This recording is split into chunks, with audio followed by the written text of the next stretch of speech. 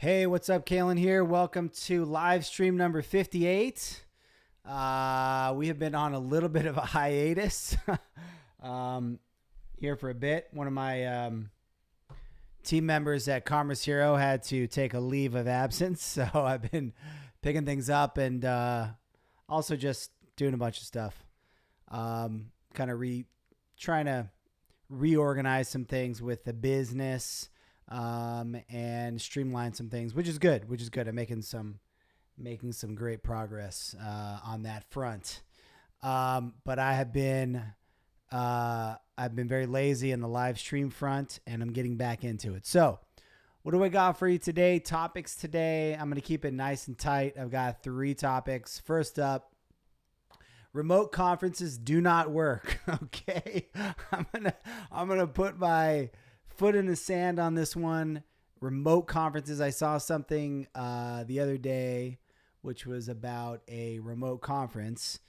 And I'm thinking to myself, I love remote as much as the next guy, right? I'm a huge fan of remote work, right? I never leave my house hardly, except to go to the gym. But like, it's funny. Like, it's almost like there's a halo effect around the word remote because remote work is so cool and other remote things are cool. Like, being a digital nomad and living remotely is cool. But like certain things, if you apply the word remote or the concept remote to them, it just doesn't, like, it might sound kind of cool, but it doesn't work, right? So like, for example, remote marriages, right, are not good. All right, there's nothing good about a remote marriage, right? Now, remote friendships, you can have some pretty good relationships that are mostly remote, right? But certain things don't work so well. I think that what makes remote work is that this is going to sound very circular, but you can get work done from wherever you are, right? And then you can produce the work, you can get the work done and deliver the work, right?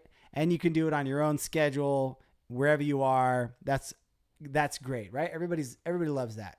What makes a conference, so a remote conference, the idea of a remote conference is like, hey, we're going to have a remote conference, everybody log in, it's going to be on the computer and we can watch talks that are all virtual and maybe we can like talk to each other virtually, whatever.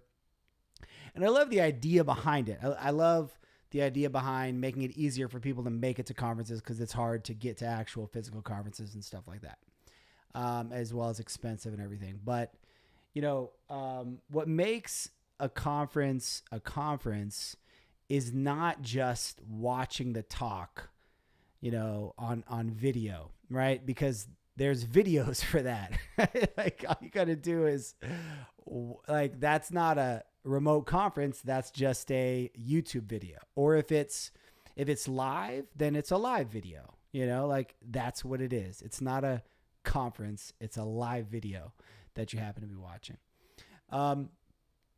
And, maybe there's some ways you can virtually network with each other in some kind of a chat room, but, that's not a conference either. That's Twitter, basically, that's chatting. So not like none of those, like, I don't know, you really can't replicate what a conference is remotely because it's all about the in-person dynamic, right? It's like going back to remote marriage, right? Like, marriage is cool, remote is cool, but remote marriages are not cool. You want to be in person for that, right? So yeah, that's my thing. I know some people might disagree with me. I don't mean to throw any hate anybody's way if they're organizing a remote conference. Again, I appreciate the effort into it, and maybe I'm wrong. Maybe there's transformational experiences that people can have at remote conferences, and maybe I just don't get it. But I just wanted to share my two cents on that. Okay, next up.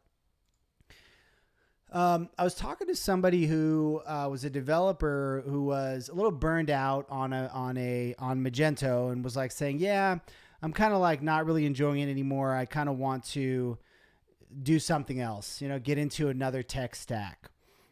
And based on, where they were working and stuff like that, like sometimes you can assume based if somebody's working in an agency or a merchant, whatever, I kind of had the sense maybe they were working more of like a legacy code base, right?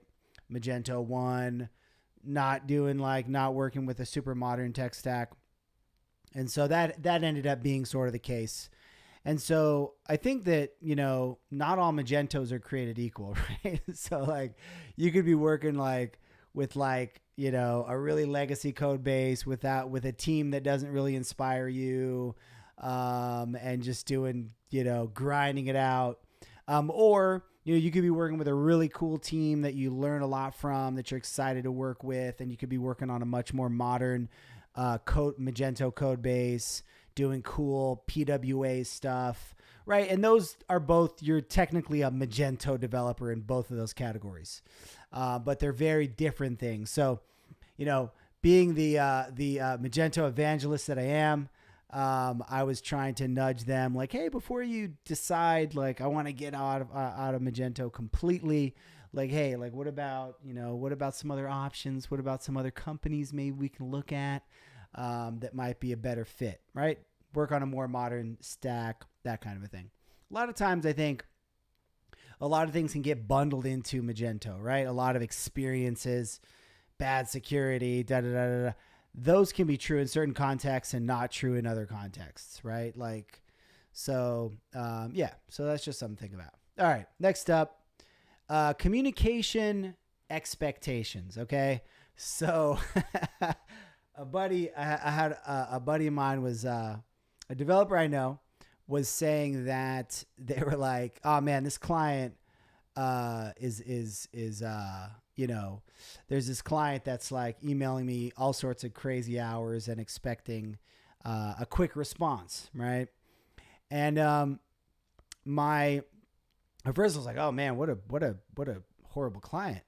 But then I was like, wait a sec. Let me think this through. And I was like, have you ever respond? Let's say it's a Saturday night, right?